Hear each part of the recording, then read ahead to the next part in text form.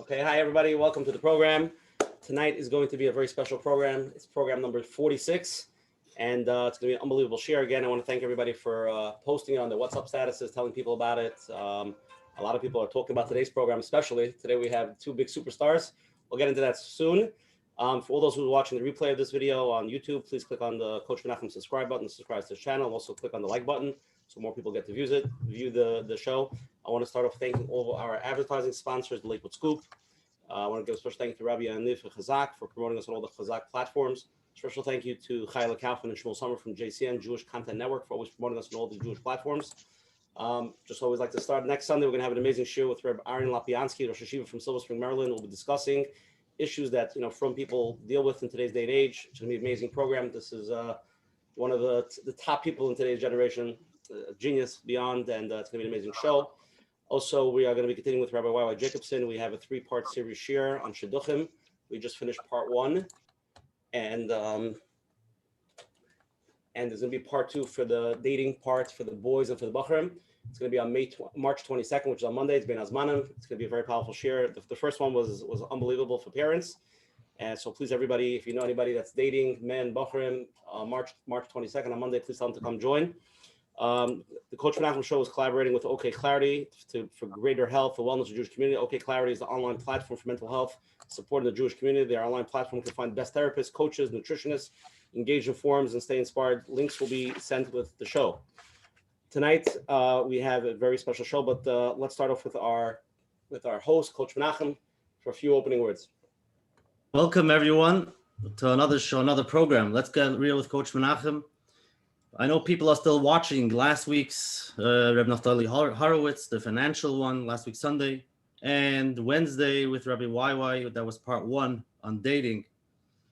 So there's a lot of information, Baruch Hashem. I think before we start, I want to say Shechiyanu. Basically, these few weeks before Pesach, I'm reliving last year when there was a lot of uncertainty, no schools, and we didn't know what's happening, making Pesach, how, what, when, where. So I think we're now a year later, and I think things are a little bit easier. So we have to thank Hashem for that. So tonight's topic, the truth is, many people were a little bit upset because I told them that I don't know the topic, and I'm calling them to something that, how could I misguide them? But the truth is, I really don't know. And even the topic that we put on the paper, a surprising truth about the problems that plague us, and looking more deeply at our struggles and how to overcome them, pretty vague.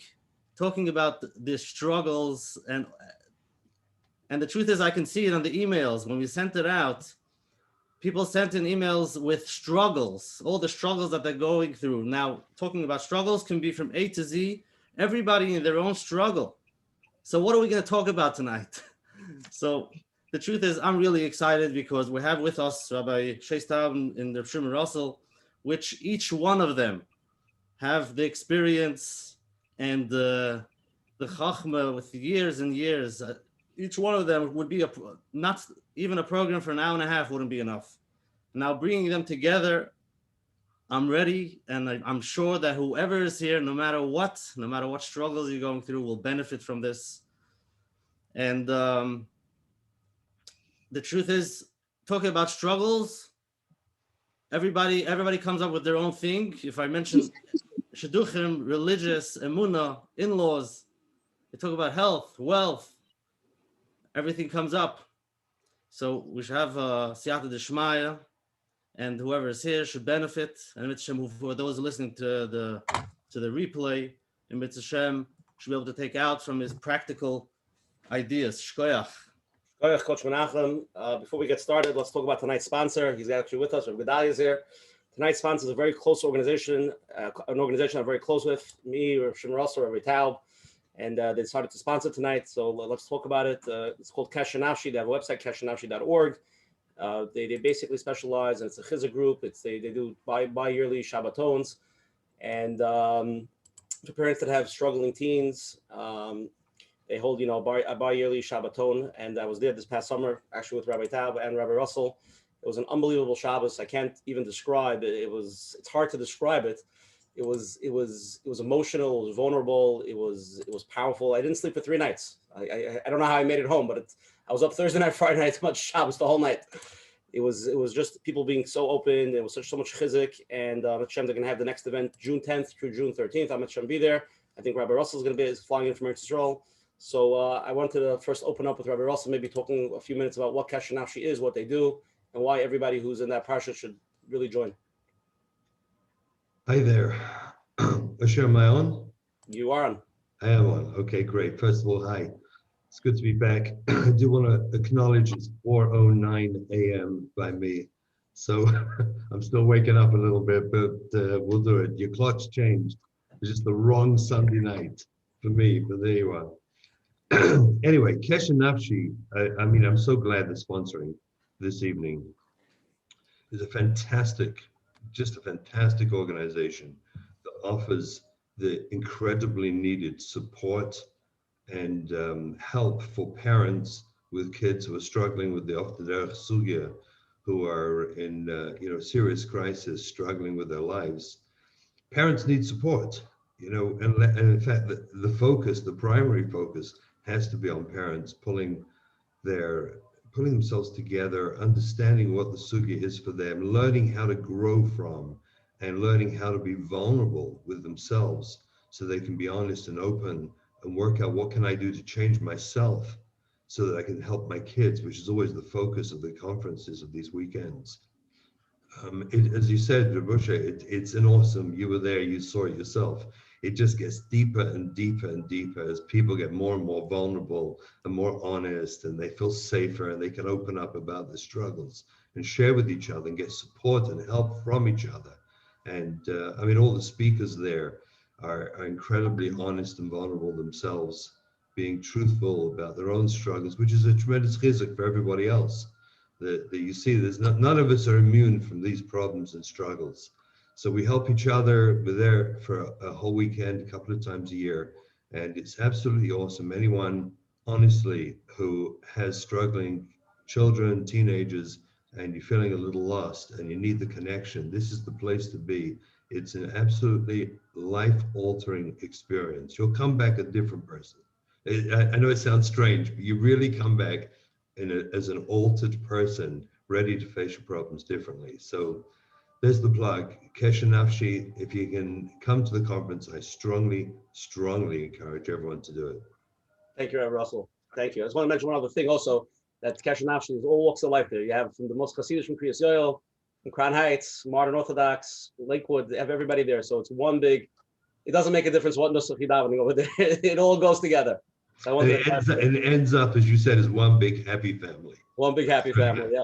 It's unbelievable. You really just have to experience it. Okay, let's get into tonight's show. So tonight's show, we have the schus and the honor of having two of our largest guests. They were both on the show before. They were both incredible shows. We had hundreds of people. It was almost sold out both shows, and the views on all the shows were thousands of people. So the little background over here is that Rabbi Shais Taub was scheduled months ago to come on the program. We had a different topic that we wanted to discuss. And the bottom line is, he calls me up a week ago and he tells me, we're not going to discuss that program. And can I bring somebody else on? I said, okay, who? He said, Rabbi Shimon Russell. I said, sounds like a nice yid. Okay, it works with me. I said, what's the topic? He said, I can't tell you the topic. We're going to discuss it live. I said, okay, I'm going to trust you and we're going to discuss it live. So he said, we're going to put on the paper surprising truths about the problems that plague us. I mean, one of the problems that plague me when I have a guest that comes on, it doesn't tell me what he's talking about. That's one of the big problems that we have. So we're going to try that. I don't know, we're going to discuss COVID tonight. We're going to discuss maybe the Super Bowl. We'll be able to discuss Pesach, Chad Gadya. But we're very excited to have both of you. And whatever you guys want to discuss, I'm sure this is a tremendous chizuk for Doilim. We're going to have a big crowd here tonight, and everybody's talking about it. So before we start with Rabbi Taub, I'm going to read a short bio of his. So anybody who doesn't know who Rabbi Shais Taub is, Rabbi Shais Taub has delivered Torah lectures and classes in audiences on 6 continents. He writes a popular weekly column in the Ami magazine and is the author of the best-selling book, God, Our Understanding Jewish Spirituality and Recovering from Addiction, as well as several other groundbreaking works. He currently serves as a scholar in residence at Chabad of the 5 towns in Cedarhurst, New York. Please check out his website. He's hosting a tremendous amount of shiurim and a lot of things going on over there, soulwords.org. And there's a lot going on there. Rabbi Taub, please open it up. Kaya. And Rabbi Shai, thank you for having confidence in me and trusting. All right. Wow. This is an exciting moment. And I guess I should say also thank you to all of the hundreds of people who signed on without really having a very specific topic and just trusting that we wouldn't waste your time. Okay, so let me tell you like this. Several months ago, I was your guest. We spoke about marriage. Baruch Hashem was very well received. I got tremendous feedback from it. And right after that, we scheduled that we would do it again. And we picked the topic. And the truth is, I don't even want to say what topic we picked, but it was one of the evergreen topics, one of the perennial topics that people struggle with. So doesn't matter what it was, if it was chinuch, if it was shalom bayis, if it was machlekes in the community, or if it was the schools, or if it was addiction or technology, it was one of the topics. And I've come to a point where I am tired of topics. Every one of these topics represents a real life struggle that real human beings are grappling with. And it is causing pain and heartache and sleepless nights. These aren't just, discussion topics for the Shabbos table. Every sugya is real human drama, human emotion. And I've come to the point where I realize it's like we run to go put out one fire, and then we run to go put out another fire, and we're running around trying to deal with this issue and then that issue and the marriage and the parenting and the in-laws and the shul and the schools and the money and each one of these things, before we even resolve one issue, another one comes up. And I've come to a point where I've started to realize that we can't just run around putting out fires. We have to get to the core. We have to get to the underlying cause. That's why the title I gave you was The Surprising Truth about many of the issues that we're facing. If somebody keeps getting a headache, you get a headache once, you take a Tylenol. But if you get a headache night after night after night after night, after a while, it's not about taking the Tylenol, it's about finding out why you're getting the headache. Are you dehydrated?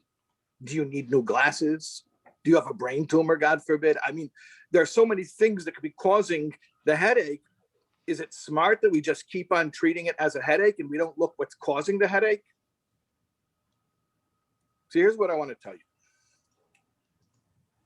It has become increasingly clear to me that many of the problems that we are trying to deal with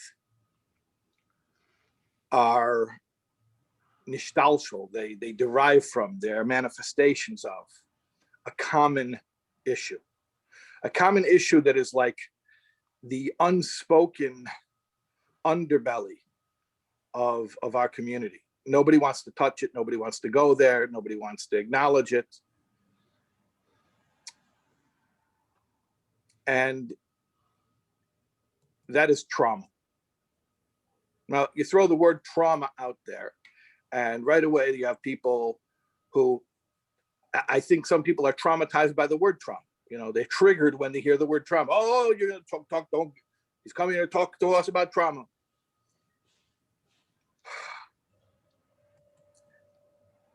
Trauma is a deep sugya, which has so many different and diverse ways of expressing itself in different people's lives, that the more I learn about it, the more I realize that if we're going to stop running around putting out fire after fire after fire, if we're going to stop giving aspirin for the headache and figure out what the headache is a result of, we're going to have to talk about this topic.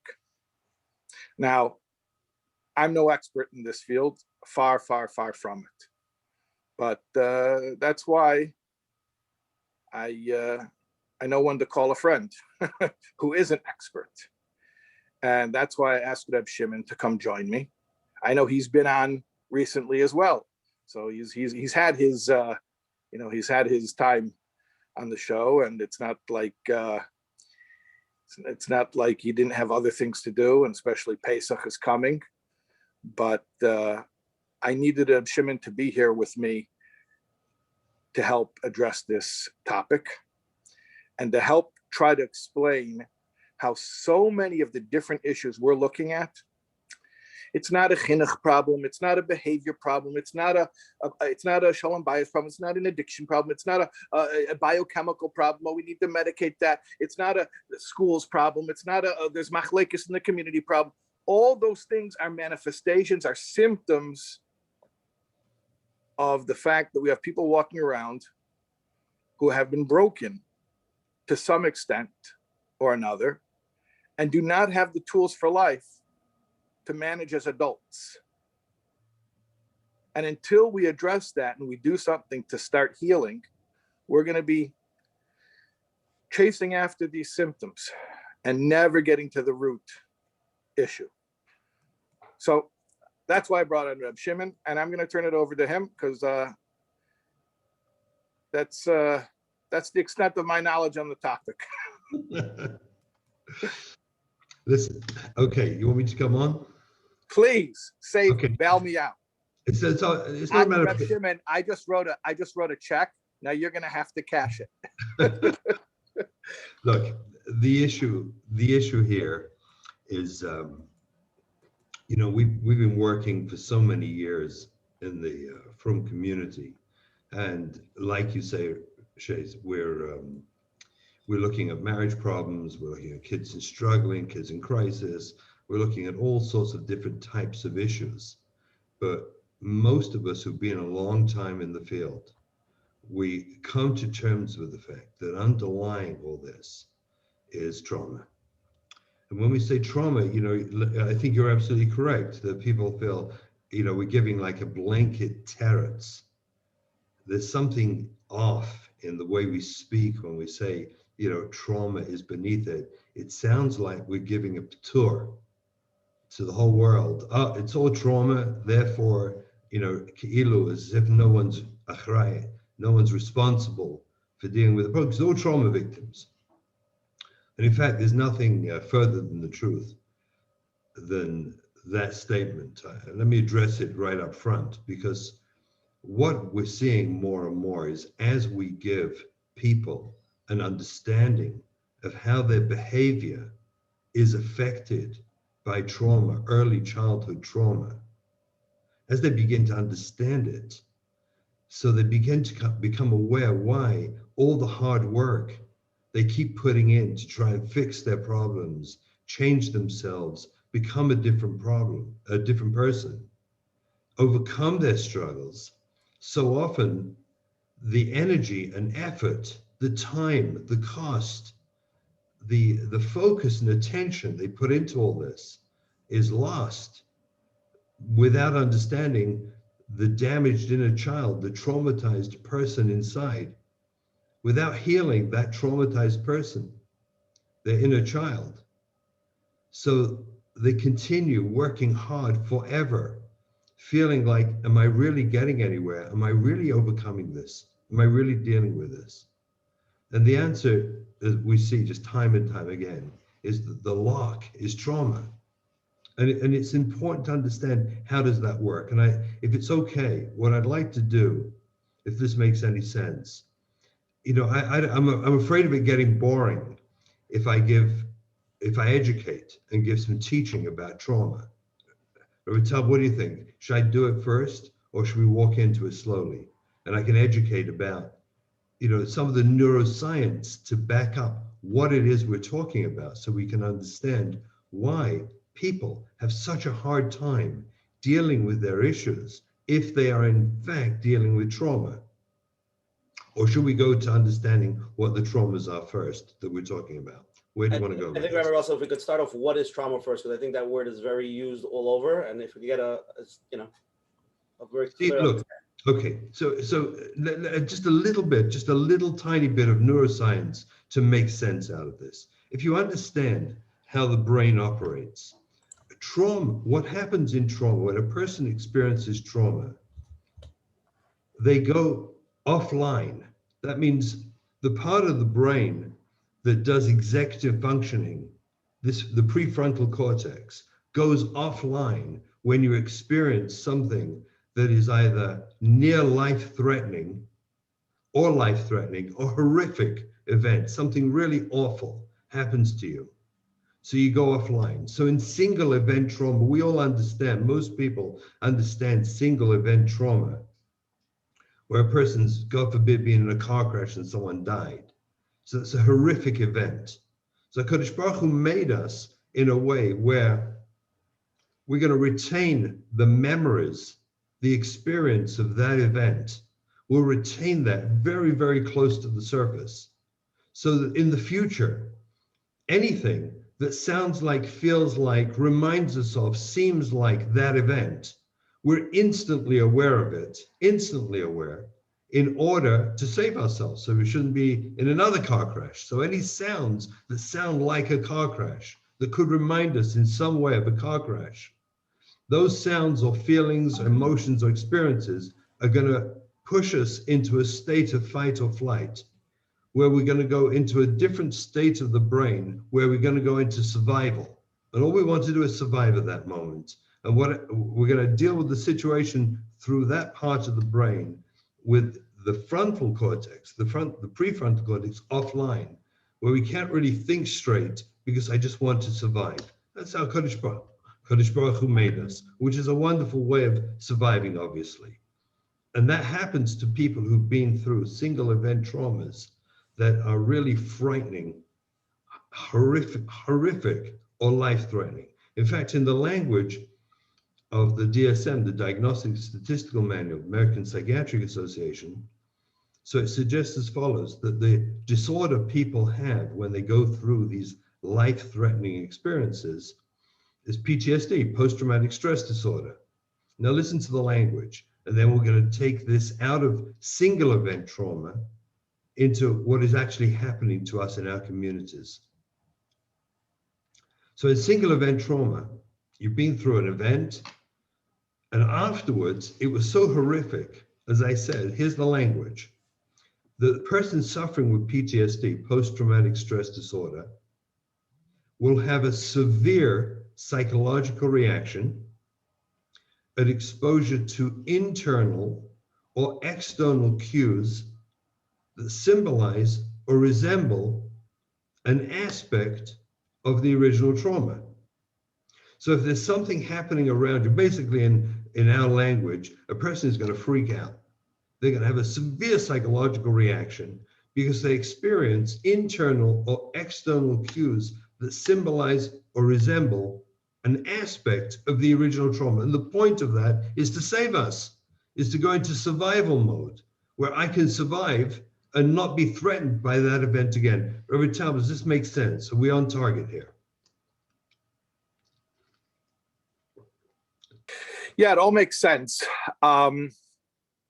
Now, I didn't go into complex trauma at all yet, which is where we need to go for the purpose of our conversation. But I just want to understand the mechanics of what happens in trauma as you go offline. This part of the brain, here's the key to understanding relationships, problems people have, is that this part of the brain is impaired or offline when you feel the events that traumatized you happening again. You go into survival mode, which is the limbic system, a different part of the brain. And the parts of the brain that are normally online that promote empathy, executive functioning, insight, morality, intuition, attuned communication, all that stuff goes offline because you want to survive. Does that make sense, at least the concept? It makes sense, but you know what? I think it would also be helpful for people to let's reverse engineer this a little bit. And I'd like to give people a glimpse at it the way that I came to it. I didn't understand, I still don't really understand, the inner mechanics. That's why I brought you on. I saw it from the outside and I was like, okay, how many times can I hear? I'll just throw out examples of phone calls that I get on a daily basis. A woman say that her husband is a bright, caring, sensitive man, a good father, davens 3 times a day, and has a terrible, terrible, terrible, what we call it an addiction to, totally inappropriate behaviors, which are against his very own moral code. Right. And he knows it's a problem. He admits it's a problem. And it's 5 years, 10 years, 20 years. And, nothing's changing. Okay.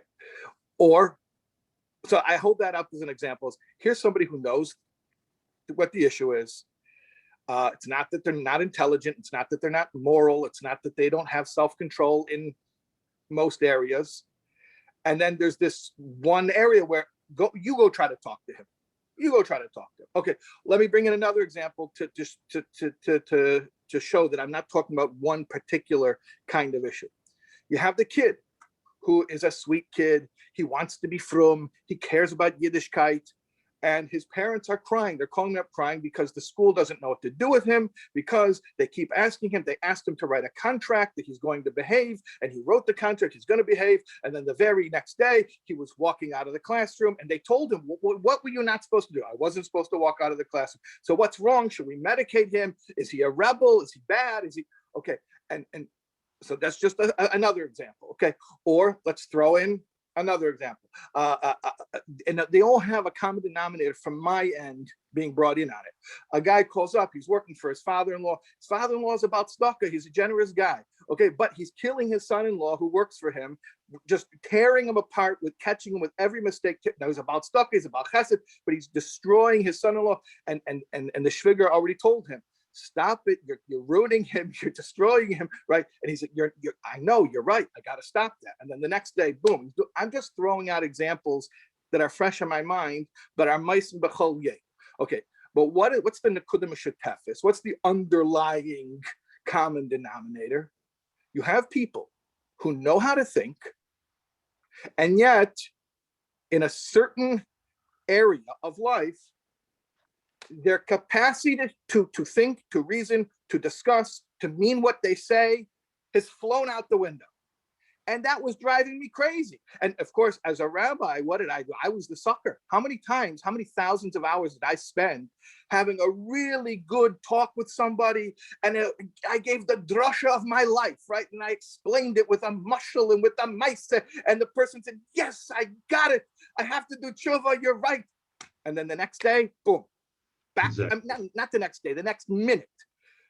And I started to realize there's something going on that our words are not touching. Now fill in the neurology for me. Okay, see, what you're saying is excellent, because what you're saying is this. What you do so incredibly well is counseling, pastoral counseling, listening to a person's problems, intuitively understanding what they're missing, because essentially pastoral counseling, all forms of counseling, and whether it's from the Rav or whether it's from your Bubby or your Zayda, the wise elder statesmen of Klal Yisrael who've been through life, what they're essentially doing is providing what's chisaron das, a lack of information. They're giving you information that you might be lacking. You didn't know that, yes, it's a wise idea if you bring flowers to your wife Erev Shabbos. You didn't know, really? It's a waste of money. They fall apart anyway after Shabbos. No, I know they fall. Bring the flowers, your wife will appreciate it. They give the wife information about how the husband's going to be happy. Men like their stomachs full. Make sure he's got good food. It's good advice, wise advice. This any Bubby and Zayda, and certainly a wise pastoral counselor is going to give someone.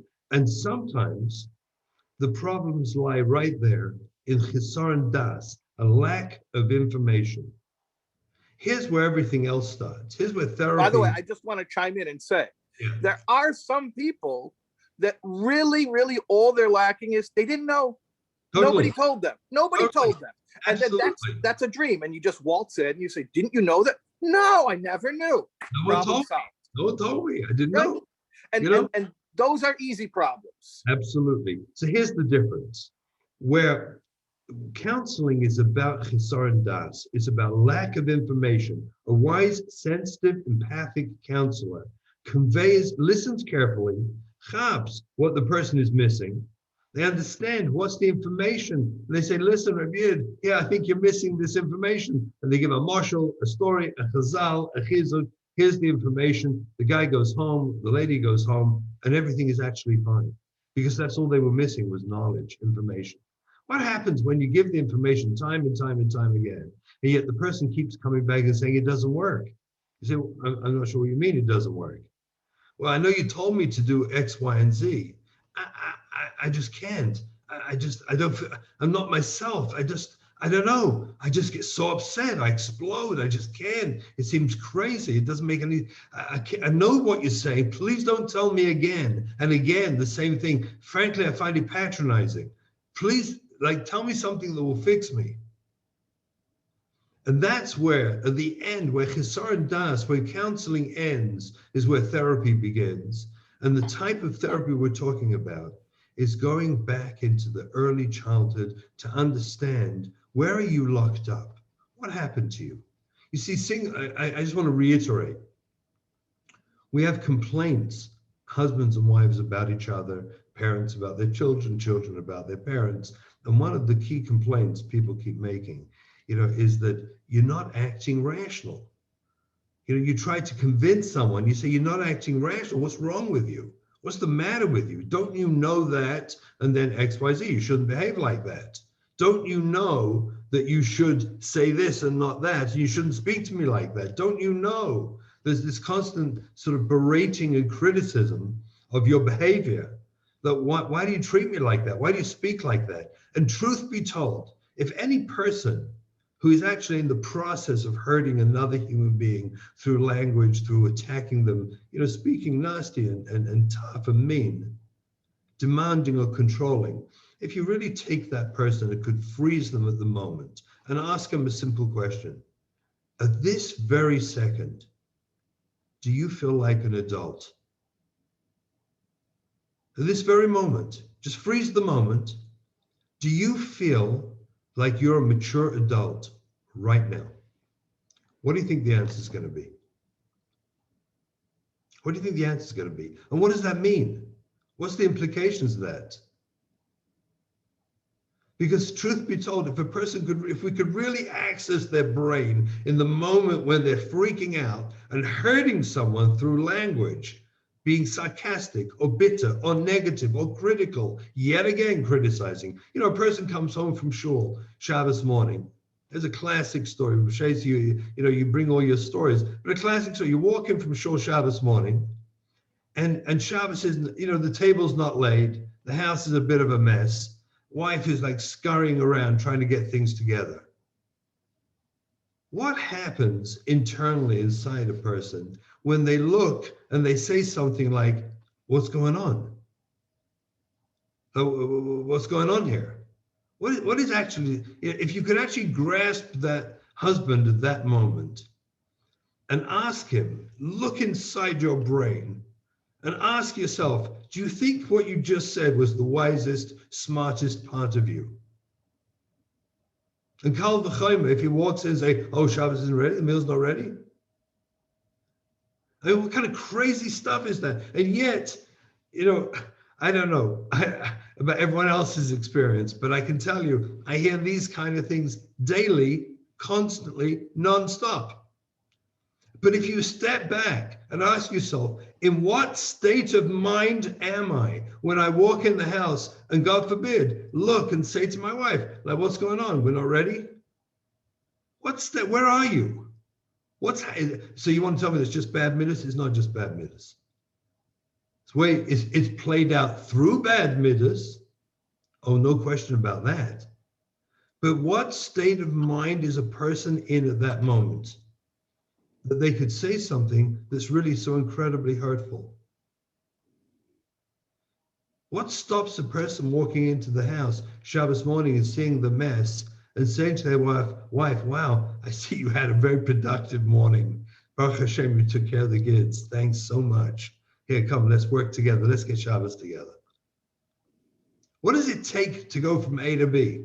Because B is a mature, healthy, online human being, adult, male, who's a positive, just a healthy person. What stops us from doing that? I ask everybody to think it through. Think about yourself. What stops you? What puts even the look on your face? Just the look of like disappointment that your wife reads right off you. Even if you say nothing, you're a big tzaddik, so you say nothing. But you walk in and she sees the look. What are you doing? Where's that coming from? How does that happen? And why is it so universal? Rabbi Taub, we're getting closer. I didn't even begin to talk about complex trauma. When do you want to do it? I wish I could get a reading on the room here. Can I know that there's a lot of people here, and I wish I could give you my reading. My reading is, I think we understand trauma. I think we understand a little bit what's going on in the brain, and obviously the response doesn't equal to a mature adult, and I think people know that. And I think that we now got to get into the next level. Yeah, so we have to understand where's it all come from? What's happened here? You see, the way I see it is that whether we like it or not, we as a community are still deep in the grip of post-Holocaust trauma. That's number one. I have no suffering about it at all. I think all of us who work in the field see this, and we see that the damage from the Holocaust is still playing out in all sorts of shitas and values and opinions and ways of life that people don't realize that if you would step back and you'd be in the, as I said, in the prefrontal cortex. See, the goal is to be here.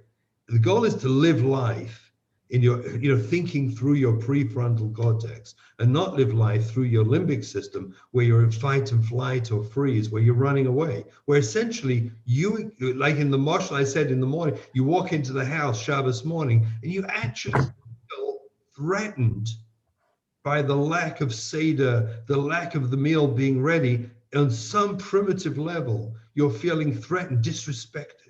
You're feeling as if I really mattered, Shabbos would be ready, the table would be ready. And there's some threatening feeling of disorganization on some very primitive level inside that's really hurting it and places you functioning in a different place, a different level of reasoning and thinking. See, Holocaust trauma, this is not the venue for it, but we can at least acknowledge two themes that came out of the Holocaust. And one of them was the profound overprotecting, the anxious overprotecting of children as if death was at our doorstep, which it was in the Holocaust. And it was, of course, to survivors. That somehow it continued a theme of profound over anxious protecting as if danger is in sight any moment, which makes us get frightened about mundane things in life and feel threatened about regular things that are happening around us, instead of just being mature and just going with the flow and handling it easily. But we right away go into a frightening place inside of anxiety and fear. In addition to that, another thing was the lack of empathy and love. That love, one can't even imagine in the Holocaust what it was to lose loved ones, to lose society, to lose community, to lose our world. And the last thing you want to be engaged in survival is love. Love gets put on hold in survival and you move to function. But actually healthy resilience in life needs love. To be resilient, to be able to cope with life and life struggles and issues, you need love. You need to feel loved and to be able to love. And another theme in the post-Holocaust world was sort of putting love on hold for the sake of survival, where we're functioning, we're dealing with life, we're just gonna survive, where love is not a man d'arme, it's not the focus of our lives. The focus of our lives is survival. But the point is that love is a luxury we cannot afford when we're trying to survive. Exactly. And Right. In that so part of the brain. Rabbi, I don't know if you saw the discussion I had with Dr. Jacob Ham. Yes, I do. Okay, so a couple of weeks ago, I spoke to Dr. Jacob Ham, who's on the advisory board of Fresh Start, which is a new program actually that we're both involved in out of Michigan, and maybe we'll talk about that at some point, although I don't want this to seem like an advertisement for Fresh Start, but we are both involved in it, and they do retreats dealing with trauma. The point is, I started a podcast where I would interview staff and advisory board members from Fresh Start. So I started with Dr. Ham. And, you know, I asked him, I said, is this Holocaust trauma thing, is it like an inside Jewish joke that we make? And he looked at me like dead serious. And he was like, it's been documented. And he starts telling me about the epigenetic studies. Now, I was ignorant of this, but he said that it's been documented, it's been studied, that the DNA of grandchildren of Holocaust survivors is altered in a way that changes how we experience anxiety and stress. Right. So this is not just something that we, you know, a theory that somebody in the back of some base medrash was saying, hey, don't you think maybe because your Malamed in Cheder was a Holocaust survivor and he yelled at you, maybe that made you edgy. This is a studied thing that it's not just survivors, not even children of survivors, grandchildren of survivors. Right. And I'm thinking to myself, you know, we're coming up to Pesach and we're going to read the Haggadah, V'hi shamda b'chol de'v'der. You know, every generation there was someone who tried to annihilate us. Correct. Okay, so correct. This is not something that we could ignore. This is a real thing. You remember what it does to us is it put anyone who's surviving trauma goes into a fight and flight or freeze mode, a different part of the brain where you're simply not with all your faculties able to deal with what's in front of you. Actually, you're fighting with something quite different. You think you're fighting with your wife or your husband. You're actually fighting with someone else in your life, a completely different situation, but you're actually fighting for survival, which feels so strange to the person you claim to love. It doesn't feel right. It feels off. What, I'm your enemy? It doesn't make sense. Which is why, like I was saying before, it's impervious to the rabbi's words. When I try to talk to someone and try to give them insight, that part of the brain doesn't understand words, let alone, of course, it's survival, right? But actually, it's threatening. It may even be threatening to us. It may even be threatening. Who's in survival mode, feeling threatened, to be empathic at that moment. That's right. You're going to get us all killed with your empathy. Absolutely. So, but I'm saying it's frustrating enough. I'm coming in as the rabbi, but imagine the spouse of that person who is, unbeknownst to himself or herself, in fight or flight survival mode. Okay, I walked in the door from shul, the house is messy, and my brain is telling me, whether it makes sense or not, that this is a warning sign of imminent doom, and I'm fighting for survival, and I'm yelling at my wife because she feels like a threat, not on a level that I understand.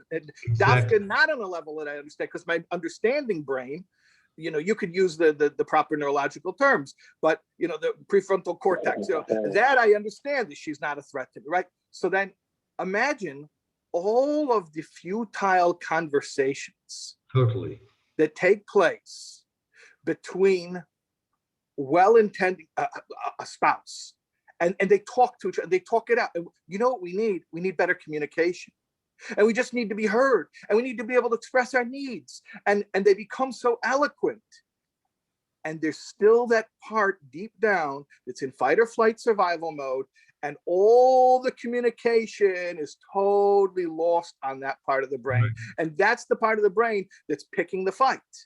100%. And so the heartbreak, I just want to acknowledge on a human level, Pashut, the heartbreak the frustration, the self-hatred that a person has when I know this person hates me. I don't know why they hate me. What am I doing to provoke them? I'm not your enemy. I'm not your enemy. Why do you look?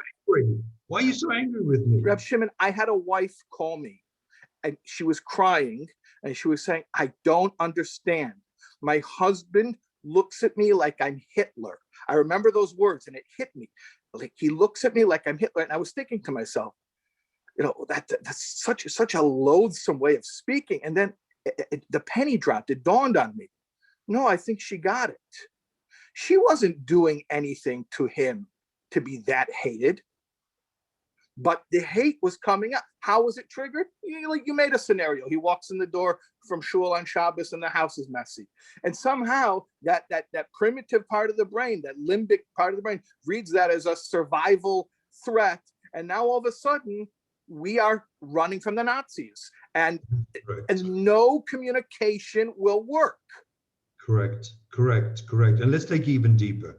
If we can go, Please let's take it deeper. Please take it deeper. Let's talk about. I just want to pause both of you. I just want to let you know everybody's texting here. Like the conversation is spewing so many questions and trauma and how do we deal with it and Yeah. I just want everybody to know we just spoke about the basic chemicals of the brain of trauma. Now we're going to get into complex trauma. We're just getting warmed up. Yeah. This takes it to a different level. I just wanted us to understand the concept of how this is the basic take-home message about trauma. Is that when you're in a trauma state, once you understand that, you're essentially offline. This is going to be, for me, the take-home message. That you're offline, which means that you're not in your adult mode. You're not a mature person. You're not coming. The place you're speaking out of is not a healthy, mature place. It's actually a place that's primarily focused on me surviving. Let's take it deeper into complex trauma. See, complex trauma, unlike single event trauma, is where none of the events that happen that cause it are in and of themselves necessarily horrific. None of them are life-threatening. But cumulatively, when you put all the events that are hurtful of a person's life together, we realize there's something, we used to call it developmental trauma or relational trauma. Now they call it complex trauma.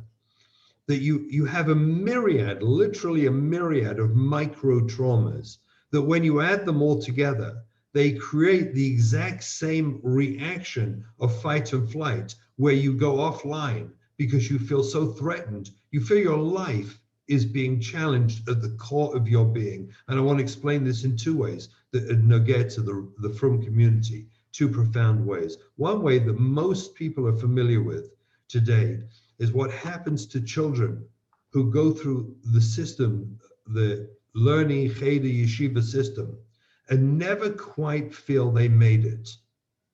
We're somehow never quite able to connect deeply with the learning.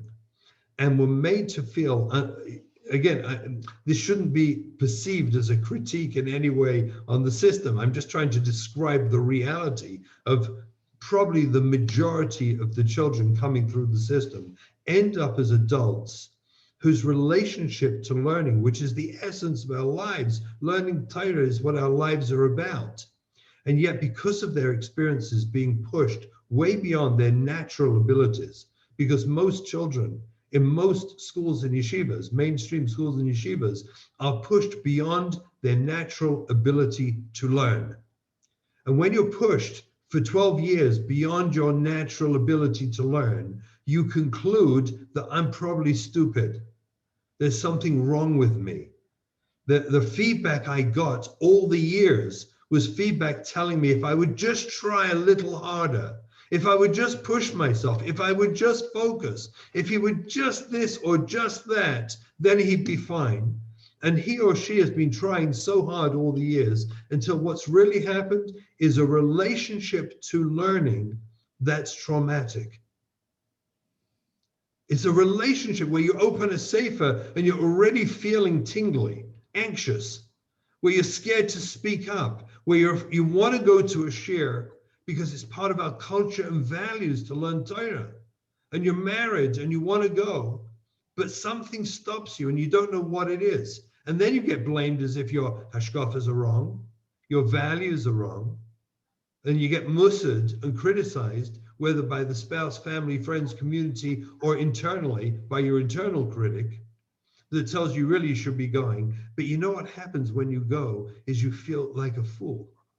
You feel stupid, because 12 years of being made to feel inadvertently, if you would just try harder, think better, be smart, I'm not sure what, but if you wouldn't be you, you be someone else, then you'd be learning great.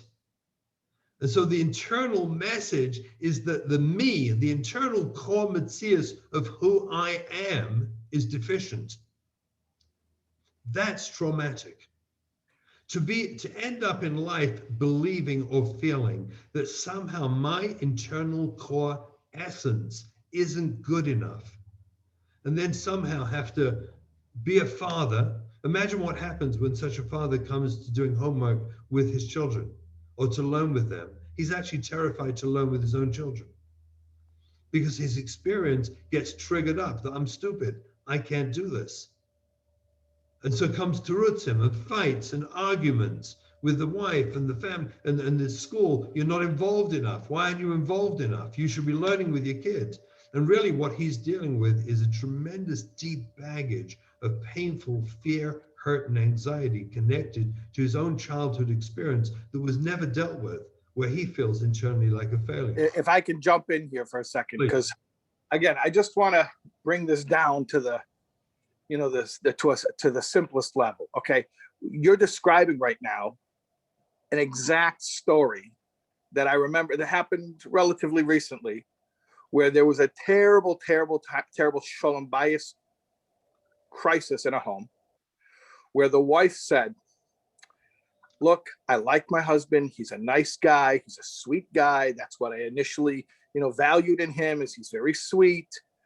And I knew he wasn't the learner, but now, it wasn't a big deal when we got married. It wasn't such a big deal when our kids were little, but my boys are in yeshiva and he won't learn with them. And it's embarrassing for me and it's frustrating. And the children have questions about it. Our children are embarrassed about it. They started to notice, and it was causing huge conflict in the home. And he had to make terutzim. And what terutzim did he make up? He had to, look, when you put someone on the spot and you tell them you're no good because you don't do such and such, one of two things happen. Either you say, you're right, I am no good, right? I am no good. And therefore, why bother? Or the other defense mechanism is, no, the thing I'm doing isn't really bad. It's not important. No, that's not an important thing. Like it's as if that mitzvah doesn't exist, right? You see that all the time. So in this case, he was doing a little bit of the first one, and he was saying, yeah, you're right, I'm bad. So here's the sweet, edel, ehrlich guy who starts internalizing, didn't start actually, this was, a continuation of a lifetime of internalizing.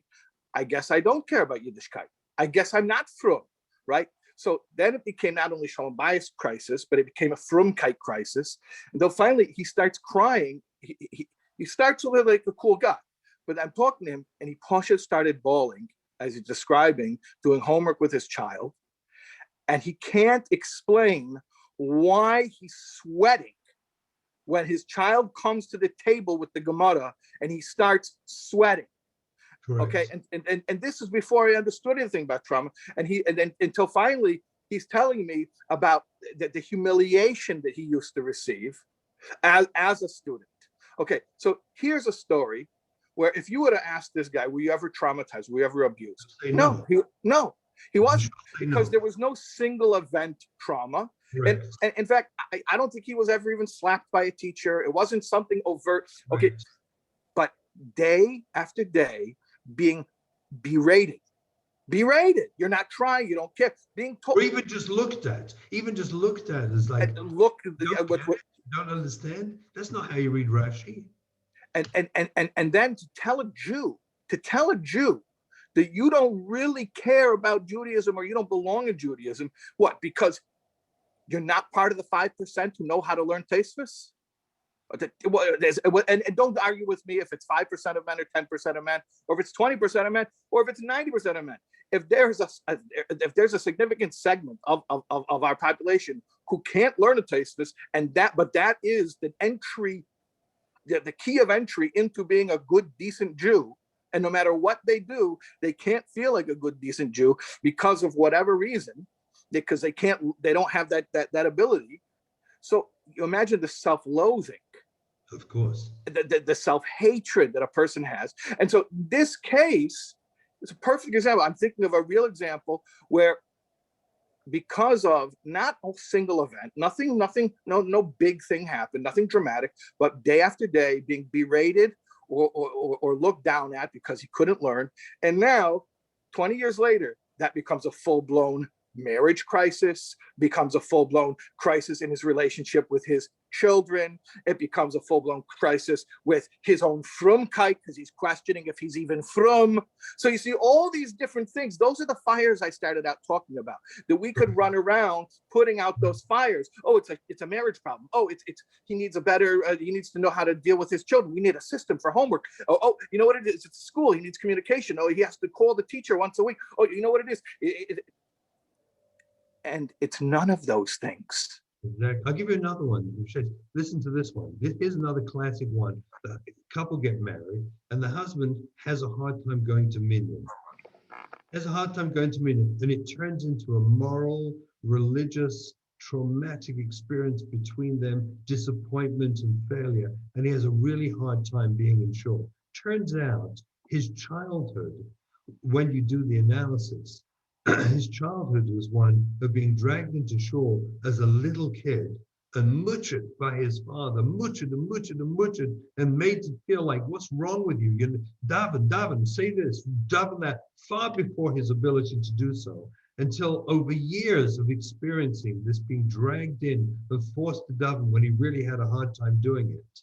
His relationship to being in a shul, he goes into fight and flight. Guys like this tell me all the time, if they have to get to shul, which they have to sometimes, they have to get to shul. Yom Kippur, Rosh Hashanah, they got to go. Zocher, they got to go.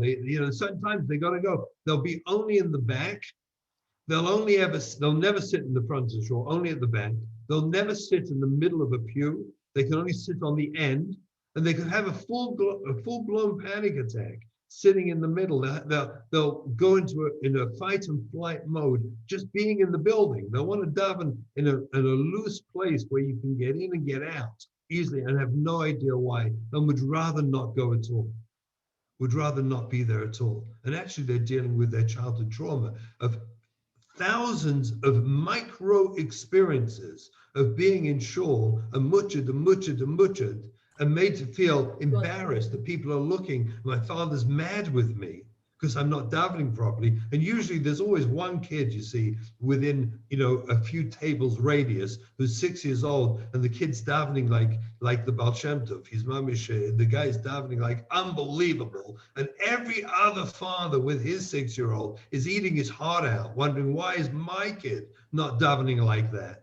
And muching and bothering him and disappointed. And the kid looks up and sees this sad, disappointed look on his own father's face, if not a disgusted look on his father's face. And when you put together cumulatively thousands of those experiences, you end up being married and wondering, in a fight and feeling disgusted with yourself because you just can't get into shul. Getting to shul is a scary, you like you say, you start sweating at the thought of it. It becomes a very difficult experience for which you get criticized, blamed, put down, loathed. And it's all trauma-based. It all goes back to that childhood trauma. And the same thing with mitzvahs. Driving kids. How many adults tell me, I have so many adult men who tell me they have a hard time just putting on tefillin. Just putting them on. People tell me, I wrap it, it feels like it's burning my arm. It feels like it's burning my arm. And on with mitzvahs, and they remember as we do the work, the intense anxiety and frustration and anger of parents getting them to do mitzvahs. Whereas there's no chiyuv, there's no need, there's a chiyuv to teach Torah, to teach assays, that's it. There's a chiyuv to teach, that's what we're mechuyev in. There's no chiyuv to force a kid to do a mitzvah. No such thing. You don't have to force them. And certainly not to yell at them, get angry and frustrated, but then that's the generational bad feeling that's come from the previous generation that I'm already feeling like a failure. So I want my kid to succeed so I don't feel bad. Am I really functioning with my child from the prefrontal cortex? Am I really engaging my child from the empathic part of myself? Am I? And I argue, no, we're not. And we're acting from a very primitive, traumatized part of ourselves that in honesty, if we could just grab the person at that moment and have an honest conversation in a vacuum with them, are you responding to your child from the most mature, healthy, and loving side of your personality right now? Yes or no? Yes or no? And the overwhelming answer is no, if people are honest. And that comes from the cumulative micro traumas, thousands and thousands of them, rushing to make our children from, instead of educating them to be from, teaching them Torah mitzvahs with love and kindness and empathy and understanding, without the angry faces and the frustrated looks, the anxious feelings that come with it, or the fear or the rage or the disappointment and the hurt looks. But with love and kindness. Rabbi, I just want to add that I think people will notice that we haven't even uttered the word child sexual abuse. Oh. Right? You have to, because everyone knows I'm going to say it. Right. So I'll say it. And I don't want to get into a long discussion. First, for the record. I said it first. I didn't say it. I didn't bring it up. I don't want to get into a long discussion about it. I want to bring it up in a certain context, which is how I started. I started and I said, I've been running around trying to put out fires, and I'm just exhausted. Like I said, giving aspirins for the headaches instead of, figuring out why is this person having a headache every day. I'm not going to say that this is the manifestation of the trauma of child sexual abuse, but I will definitely say this is a manifestation, and this is just another example of a situation where I'll be asked for rabbinic guidance, and I'll see rabbinic guidance is useless. What is that example? Where you have a shalom bias problem, where there is just a basic inability for the two spouses to bond properly. And they're both intelligent people, well-meaning people. They're frum, they're dedicated to the principle of having a Jewish home together. And there's this basic inability to bond properly, which all the talking in the world isn't getting to. And of course, all of my experiences are purely anecdotal. And I'm not here to cite statistics, and I leave that for you to do. You can do that. You can. But when you see a constant long-term shalom bias issue with good people who are both motivated, and the issue just doesn't go away, invariably you will find out that there was sexual abuse, not just abuse, but sexual abuse for one or sometimes both of the spouses, and that has caused a wound, an intimacy wound, that will not allow the proper bonding in the marriage. And you know how many times I've had, I've mentioned a few times tonight about the wives who call me, but none of these examples are gender specific, because they could both be men or women. But I'm just thinking about the men who have called me, who have told me about, the wives who, that there's something systemically broken in the marriage, and that invariably what will come out is she was abused. And usually, again, this is all anecdotal. From my side, it's anecdotal because I haven't studied this as you have, but usually sexual abuse and in the family. From I'll give you just a sense of how pervasive. And I don't want to veer off onto this topic. Yeah, totally. But just understand the significance of what you're saying. That most of us understand. I've been saying this for about 25 years. That we're looking at about 1 in 5 of members of our community will experience some form of sexual abuse in their childhood. About 1 in 5, 20%. That's probably a conservative figure. Of that group, half of them are going to go off the derech, and the off the derech sugya, that subject, it's pretty clear to me, and I've said the figure time and time again, I'm always misquoted on this figure, but about 80% of the community of off the derech children who have really struggled profoundly, sexual abuse was the cause, not bad parenting from their parents, but sexual abuse. That's about half of them. The other half are resilient enough to be able to hold it together till they get married. And then it profoundly affects their marriages when they have to re-embrace that sugya of sexuality. They have to deal with that within the marriage, and that's when they fall apart. So there's no question that in addition to the Holocaust survivor traumas, we're looking at another 20% of the community traumatized by sexual abuse. We're looking at, I don't even know the figures and I don't want to say it, but volumes, large numbers traumatized by the fact that we have a system about learning that is not sensitive and friendly enough to children who can't learn well or naturally. And that those children are still coming out of the system somewhat traumatized towards learning and religion, struggling with who am I? And do I really want to be religious because of their experiences? Because they were made to feel at the core of their being unworthy. See, that's traumatic. To take the essence of a human being and say, at your core essence, we don't value you. You're not valued. No one ever says those words, but that's their net cumulative experience of going to school day after day and not being able to really do well. Is that the core of my being, I don't know if I'm looked at as a valuable member of our society. As a frum yid, I don't know. I have a suffix. I doubt it. I don't think it. I cover up. And so we do all sorts of external things to cover up for that, instead of dealing with the core issue of that underlying feeling that is we call complex trauma that puts people offline. So when you get threatened about your religious behavior, or you get threatened about are you frum enough, people have a chumrah, right? And that chumrah they'll hang on to, because this chumrah makes me feel very frum.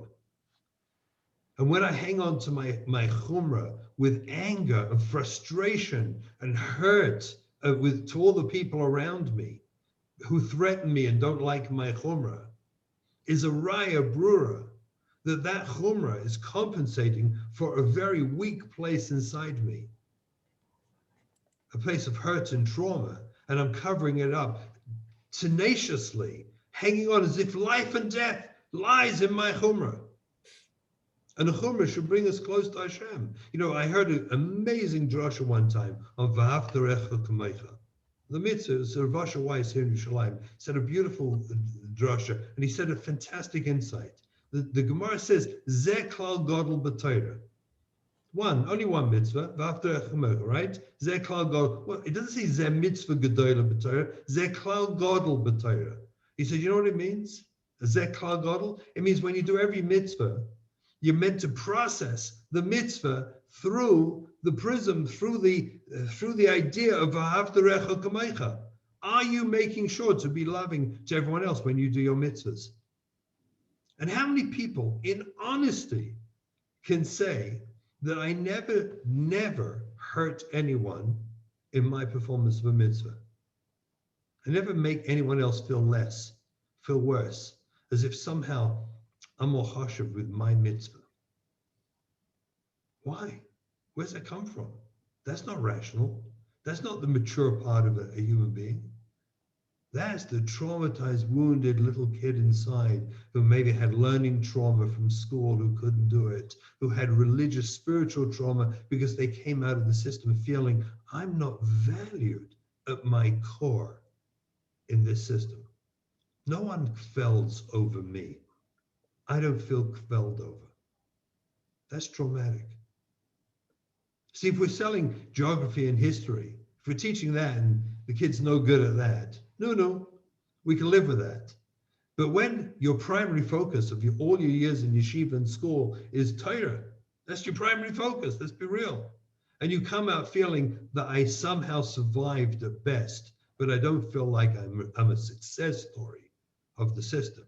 That means that my core relationship to Yadus, to Torah, is wounded and damaged at the essence of my being. And until you address that, all the other behaviors that I do outside are to protect that core. Is this making any sense? Yes, Trevor Russell, this makes a tremendous amount of sense. I'm cutting you off because I know we can go much longer. The chat's blowing up. We have a lot of things I want to cover, and I'm getting it from all sides. So can we get into it now that we had the Hagdama, the short Hagdama? Short.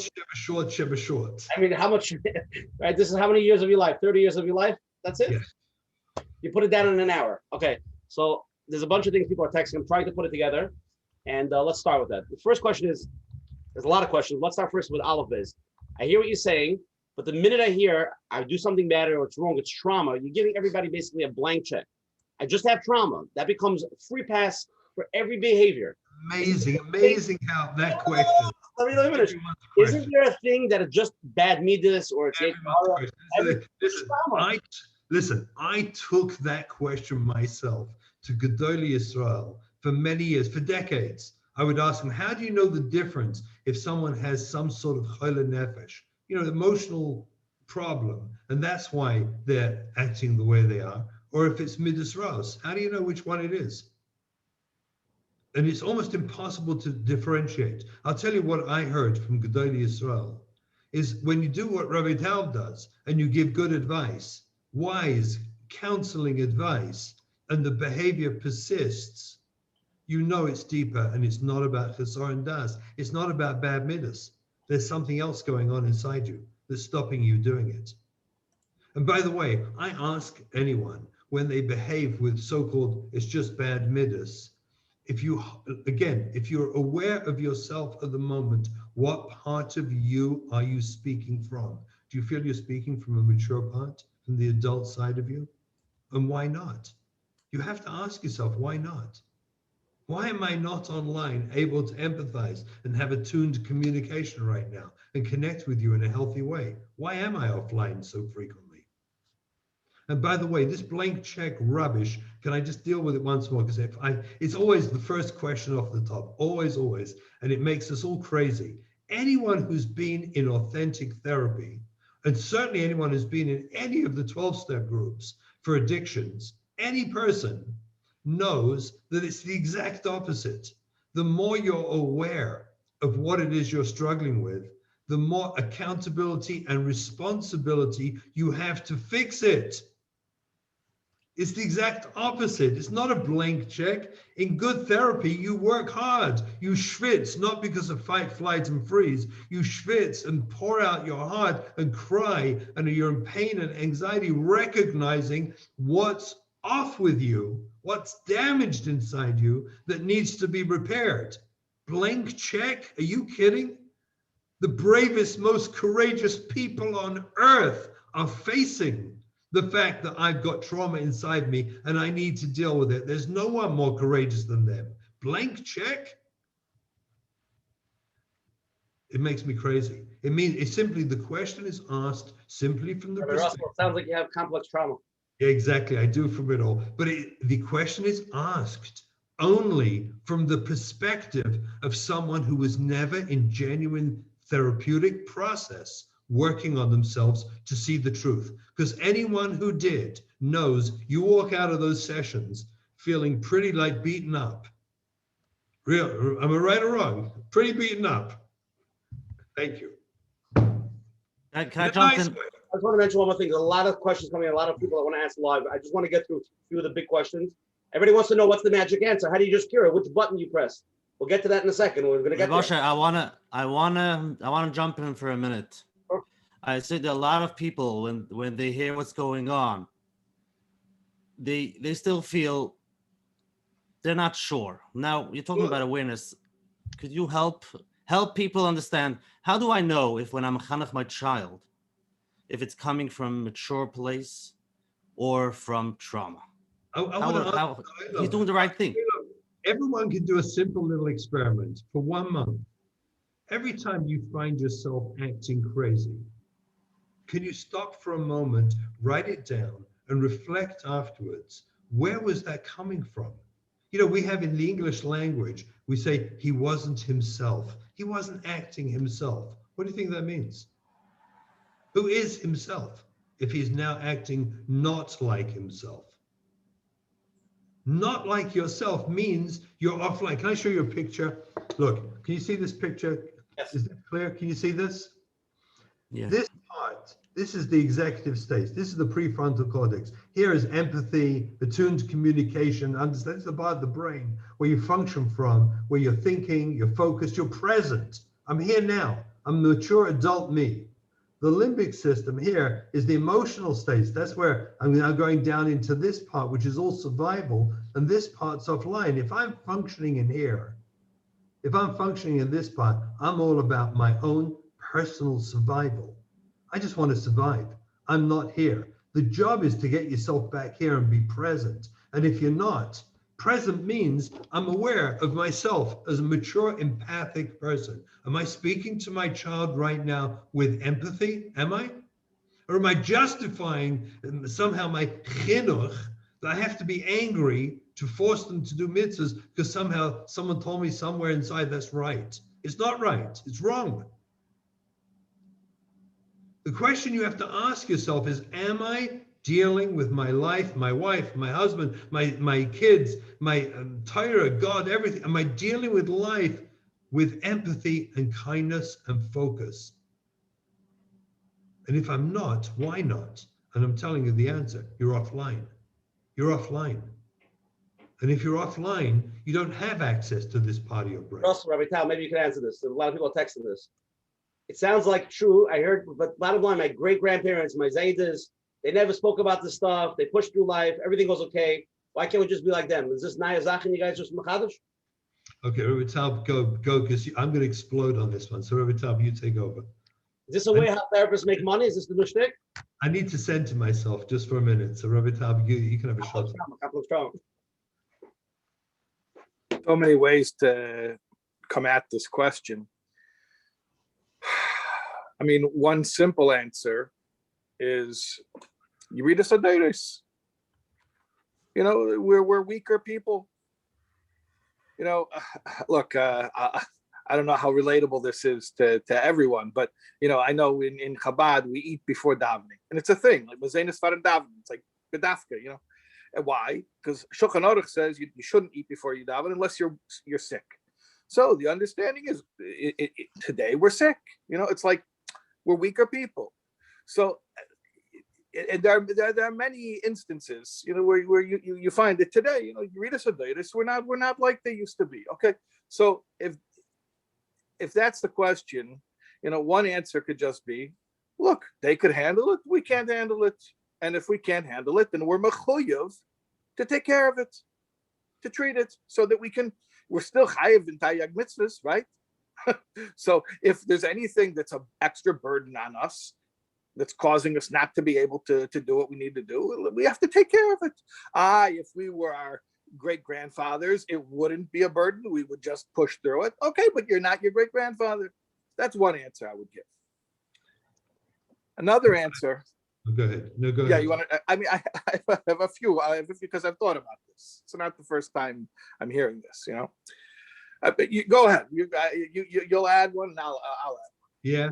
Well, I mean, to me, it's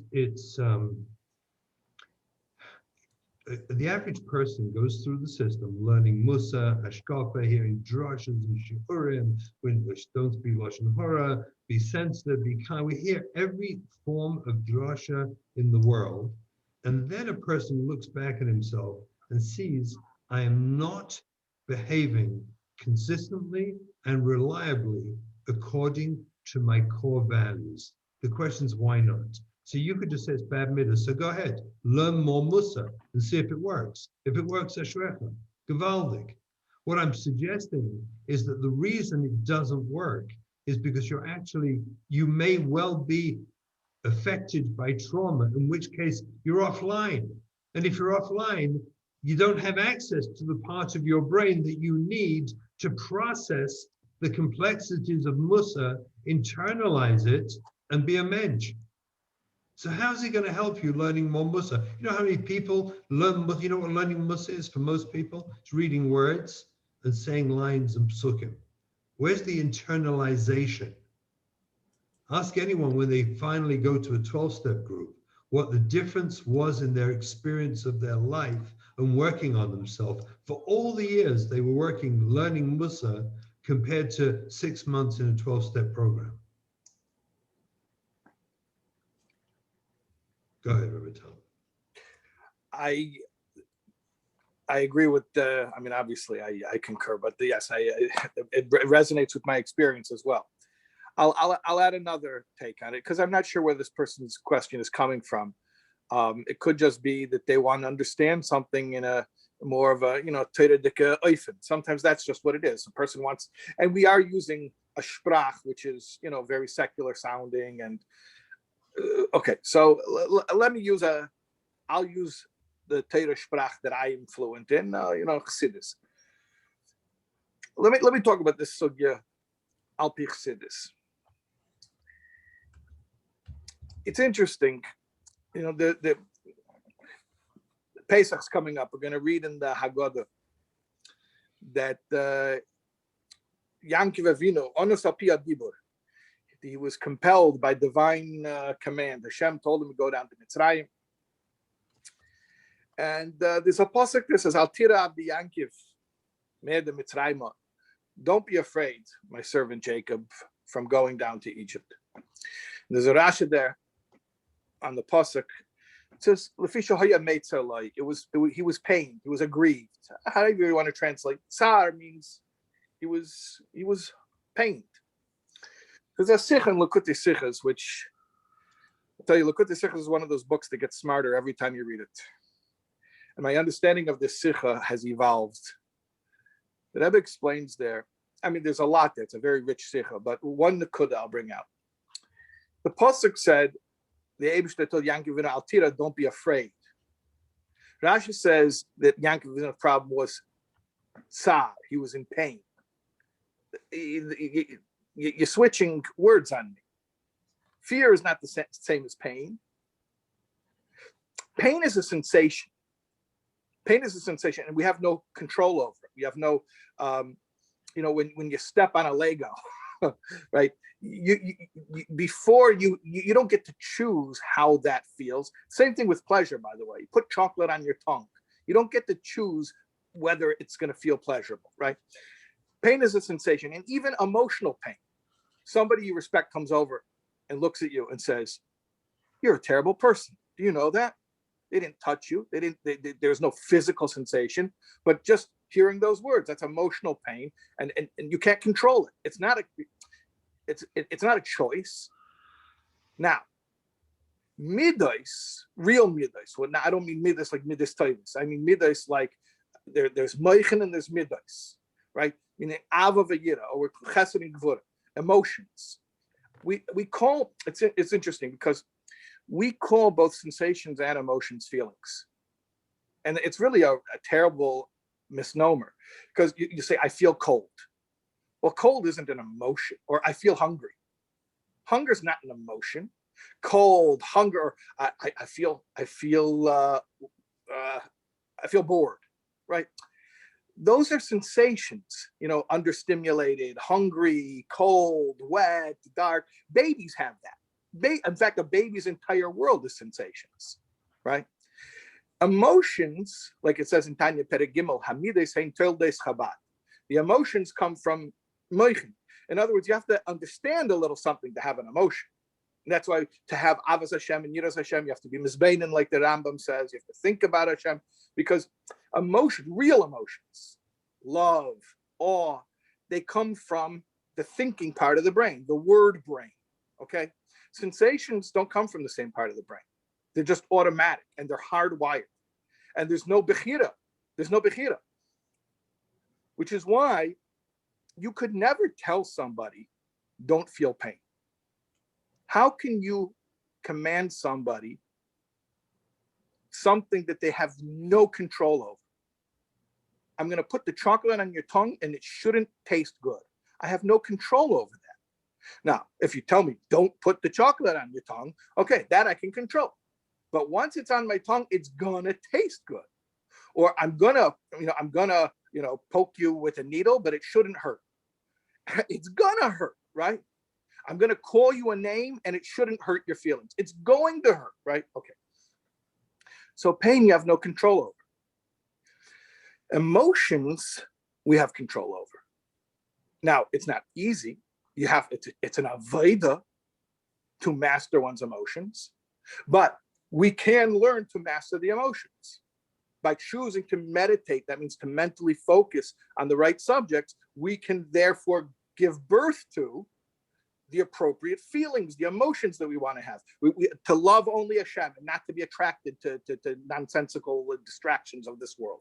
To be only in awe of Hashem and not to live in fear of people, places, and things, right? That we have complete bechira over. And that's what the Aveda is. So it's interesting. Hashem didn't tell Yankiv, don't feel pain going into Mitzrayim. Because you would never tell somebody, don't feel pain. It is painful to go to Mitzrayim. He told them, Al-Tira, don't have fear. Because you can control whether or not you have fear. In fact, sometimes the greatest fear is the fear of pain. You have one moment of pain and you live in fear of it for the rest of your life, right? So talking can help with the fear. And I've done that. I'm just a rabbi. I'm not a therapist. I'm not a mental health professional, but I've been able to talk people out of fear. You know how I can do that? Because people talk themselves into fear, because fear is the result of a meditation. You think and think and think until you think yourself into the fear. So if you have someone who knows how to talk the right way, you can think and think and think out of the fear. But the pain doesn't understand words and you can't talk to it. So what we're talking about now is not midas at all. It's not emotions. Yeah, we have beautiful musar and chassidus to build proper emotions.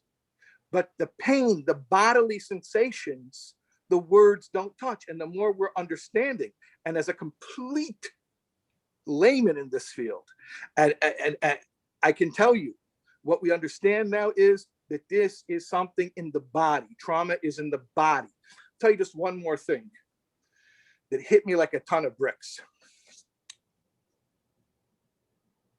There's a story I've known for years, that the Frierdiker Lubavitcher Rebbe was in Poland in 1939 when the Germans came in. And there was terrible bombing. And there was a Yuman, a diary, a journal written by a chassid who was there. I think it was Weinberg's journal. But at any rate, the point is, he's recording they were in a bomb shelter. Bombs are blowing up. And the sixth Rebbe of Chabad, Rabbi Yosef Yitzchok, he was speaking to everyone. He was being mechazik them. And you should know, this is 39. How did he end up in Poland? Because 10 years earlier, he had to leave the Soviet Union because they tried to torture him and they couldn't break him. Okay, so we're talking about a very strong person. The KGB were masters of mental manipulation. They couldn't break the man. Okay, so just so you understand, this was someone who was tortured by the experts in torture and they couldn't break him. Okay, so he's in the bomb shelter. And he's being mechazik everyone. This is Poland, 1939. And don't be afraid, don't be afraid, don't be afraid. And all of a sudden, bam, a bomb blast shakes the bomb shelter and his hand shook. Now, he could have just ignored the fact that his hand shook. He made it a teachable moment. He told him in Yiddish, Ich bin nicht kein Pachten, nor von Klapp der Basser zittert. I'm not afraid. But the sound, the explosion causes the basar, causes the flesh to tremble. That story flew over my head for years. And then it occurred to me what he was teaching them. I told you guys, don't be afraid. And I'm sticking to my words. Don't be afraid. And emotionally, we're not afraid. We're very brave. But even a brave person has flesh, and when the bomb blows up, the flesh shakes. And there's nothing you can do about that because it is not subject to Bechira. With Bechira, you can become a person who's fearless, but you're still a person. You still have a body. Kol zman that the neshama is in a guf, you have a body. And even the guf of a tzaddik, a helik tzaddik, his body shook from the blast of the bomb, and he made that a teachable moment. So you want to know, where is this in Torah? I'm telling you that this is a sugya in Torah, that we're not talking about a midos issue. We have beautiful tools for dealing with midos. This is simply the same way that if you broke your toe, you would see a doctor in Rishus Nitin L'Reifel L'Rapos. If you were broken, and somebody sent me a direct message, don't call people broken. I'm not calling the person broken. I'm saying damage was done. And there's no judgment in saying that if somebody came over and broke your hand hit your hand with a mallet, broke your bone, it's not an insult or a put down to say you experienced damage, something was broken. Now, I want to tell you something about people who have experienced breakage and wounds. When they heal, they are the most powerful people in the world. And in fact, I will say this without any way to back myself up. It's just a claim that I'm going to make. The people who really, really, really are going to heal our community and heal our world are all people who have experienced deep breakage in their lives and who have healed and who are so much stronger for having gone through what they went through. Correct. Excellent. Wow. Rabbi Taub, Beautiful. whoa. Beautiful. I seatbelt. I just more questions coming. Let's go to the 1 or 2 live questions, and then we'll go back to some other main questions that I need to get to. Okay? Sure. Go. You're on. Hi there. I am a teacher in Milwaukee, and I've been working with a lot of different students. And one of the questions that come, and people around the world, different mentors and people around the world. And one of the questions, I really appreciate your sharing what I think is behind a lot of the negativity that many people are experiencing and that a lot of people are not necessarily aware of. And it kind of brings up for me when my brother was born 41 years ago and he has Down syndrome. And, you know, the doctors in the hospital told my parents to leave him in the hospital, and Baruch Hashem, they didn't listen. And he's a wonderful, productive member of society.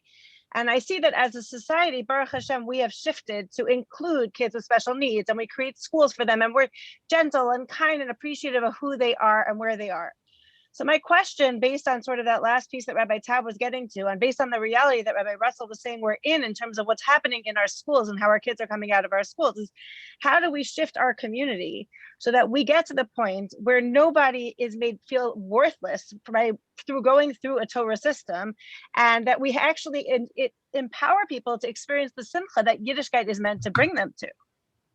Well, I mean, if I may, this is a subject for a week-long conference, not for one. I love the question because I think about this nonstop, and it's what I think it's what I said before, that if every individual Jew embraced the obligation to perform, and live their life and Torah mitzvahs through the prism of the Ahavta l'recha kamecha, that is primary, front and center of my life, and I have to perform my Torah mitzvahs through that mitzvah. Zeh klal gadol b'Torah. That's what it means, and that should be in front and center of every moment of my life. And if I can't keep it there, that's a raya that I'm probably offline and traumatized, and I need help. And the skills are there. There's many, many, many therapists today who are skilled in trauma and know how to treat it. And you come out a different person. The goal is to be able to keep the mitzvah of Ahavta l'recha kamecha front and center, so that everything is performed through it. That would change Klal Yisrael. Simple move. The rest, Idach Pirusha, we need a week-long conference to look at all the pratim, how that plays out. But thank you for the question. Really, thank you. Another basic question that keeps coming up. People saying, basically, what you said in short, if everybody thinks through their life and be vulnerable, be honest, we're all so traumatized, right? There's every situation, whether it's your kids, your wife, your job, your guy you sit next to in shul, everybody's basically traumatized. So are you basically saying everybody's life is ruined because we're all traumatized? Never said ruined. On the contrary, what we're learning, just like, one of the answers is today we have MRIs. Our grandparents didn't have MRIs. So there were certain types of investigation and understanding into how they were struggling with their body that couldn't be done for our grandparents, that could be done today. Well, today we're understanding the concept of trauma and how it affects us. And I'm telling you, it's user-friendly. The more we can embrace and understand it and learn what it is and how it affects us, the more we can free ourselves to ultimately come back online, be present in the moment, and instead of fighting with my spouse over some childhood issue that's activated me now and got me really angry, like you'll say to your spouse, "You're getting me really upset." What does that really mean? You're getting me upset? Really what it means is you're threatening me in a way that goes back to some of my childhood wounds, and I can't handle them right now. That's what "you're getting me upset" is. So what, I should put my effort into stopping you and shutting you down? Or should I put my effort and energy into healing my own wounds? So when you have an opinion that's different to mine, I can embrace it, think about it, and be compassionate and talk to you and engage you with v'ahavta l'recha kamecha in a loving way. Let's take another live question. Please. Hi, Rabbi Shimon Russell. This is Shlomo. Oh my gosh. The biggest see you. tzaddik I know, the greatest tzaddik just came on. Oh, I love you. I love you, Shlomo. Shlomo, I Thanks. love you. Thanks. And I love to talk, actually. So inspiring. I think we're doing a big change in the world slowly, one by one. Shlomo, speak, Shlomo. I want to like, it's a question, or like a lot of people would go through like small traumas and they will come out and they will think that they didn't have any trauma. Ask them, I did not have any trauma. Sure. And it's fine and I'm good. In reality, they did not have any trauma, but like it was, you can look at it as just went through like life smooth sailing. But then they start raising their own kids and be mechanech. So it's hard, like the person doesn't even know, like, I was never traumatized, so I have to be mechanech my kids, I have to discipline them. And in reality, there's a lot of trauma there that the person doesn't even know. So sometimes it's so hard. And how does a person know it's coming from trauma? And you ask the person in the moment, the person would say, I'm sane, I know what I'm doing. I'm not crazy, I'm not off, I'm working my frontal cortex, and this is what my father did, and this is how we have to raise the community. We have to fit into the community, so we have to do everything. So it's like it becomes like, I think people don't have that there's trauma behind that at all. Would you agree, Shlomo? Would you agree, my dear friend? By the way, it's so good to see you. I can't tell you. I wish I could give you a hug. Yeah, it's mutual. Would you agree that if a person was brutally honest with themselves and just pause for a moment, close your eyes, after you've had a spout of attacking, criticizing someone, the Shem Shemayim, all the Shem Shemayim, you know, I was all critical and angry with my kids or my wife or whoever, my parents, all the Shem Shemayim, right? If I would just sit back in a chair alone, close my eyes and look inside and ask myself, I wonder where that came from. I'm curious. Could it be that came from a very primitive, wounded part of me? It's really not the best part of me that just spoke. What do you think would happen if we would all take on that hanhaga, all of us? I hear if it comes from a part that the parent, one of the parents or the parents, they get all upset and very off track. But if it's not the person doesn't get all upset, just go to shul, and the person will keep on like without love. We're talking about without love. They keep on repeating the same thing without love. I agree with you. Just go to shul. Just go to shul. Go to shul. It's late. Go to shul. Shmeit. Go to shul. Or even put on your. So I have a child that he has sensory issue, and put on your clothes. Just put on the bus is coming in 5 minutes. Just put on.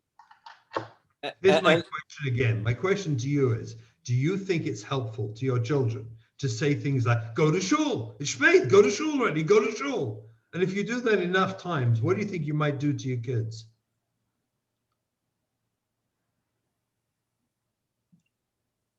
Exactly. Exactly. I'm just wondering out loud if we should talk. All right, we'll see. Okay. I want to jump in. It's very, very powerful. This what we're talking, Rabbi Russell and Rabbi Taub. The time is getting late, and we can't leave the oilam with. We need Episa Eitzah. Where do we start? If we do understand it, I know for some it's going to take time to understand what we discussed. But if we do understand it, where do we start if we all have some baggage, some trauma, and it's coming out? What could we do? So you have, look, there are, Baruch Hashem, countless today from therapists. You know, when I started in Lakewood, what was it, 32 years ago, I was the only therapist there. Oh, actually, it was Honey Cohen. There were two of us there back in the early days. Right? Today, Baruch Hashem, Lakewood is full, for example, and the Frum community, Bechlal, all over the place, is full of well-trained therapists. Go, at least do yourself a taiva. If you have a suffix after listening to this, that maybe I am functioning out of a traumatized part of myself, do yourself a taiva and get a session, a consultation by a qualified trauma therapist, and go ask them to walk through your life together and take a look. Maybe I'm acting out of trauma. What's so terrible to do that? Go get an appointment with a decent trauma-trained therapist and ask them the question, can we review my life and take a look? I have a suffix. Because if you have a suffix that you're acting out of trauma, you owe it to your spouse and to your kids and to Dairis that you deal with it. Secondly, if I may say so, if you already realize you bought in, you realize you got it, you could now have the most unbelievable reparative experience. 1 week workshop. You know, for years, we've been sending people who came to the terms that they've got trauma, to learn about trauma, to learn about themselves. We've been sending to the Rabbi Russell, a few people text me. I want to just jump in now. They were saying that you mentioned before that you and Rabbi Taub, you have this program. Can you explain? Yeah, I was about to mention it. I was about to mention it, that, you know, for years we've been sending to the non-Jewish programs that teach about trauma. They have very excellent programs around the country, probably around the world, that do this. They do a week-long workshop where you go for a week and you learn about trauma in yourself. The problem was that I always felt what was missing was they never factor in what is primary for most of our community, which is religious and spiritual trauma. Even sexual abuse affects us differently than it does for the lay population, the secular world. So we actually had, Baruch Hashem, 4 tzaddikim in Detroit. And when I say tzaddikim, they are genuine, just tzaddikim, who started one of these programs. And they opened a place called Fresh Start. You can look it up online, www.FRSC, Fresh Start Recovery Center.com. Look it up. It is a recovery center, trauma recovery center workshop, 1 week program that will absolutely, and when I say this, you're going to think I'm crazy. It will alter your life. It will alter your life permanently. You will go in one person, you will come out a different person. 1 week workshop, all run by Frum people, the most exceptional, amazing people who founded this program, 4 of them. And they're just extraordinary, extraordinary. Check out the Fresh Start Recovery Place, the Recovery Center in Detroit. And if you want to do, if you already know you have trauma, go. They have men's, it's 5 men 1 week, 5 women another week. You know, it alternates between men and women. And what can I tell you? It is a life-altering experience. If you already know you've got it, do yourself a taiva and go and learn about yourself and trauma, and you'll be a different person for life.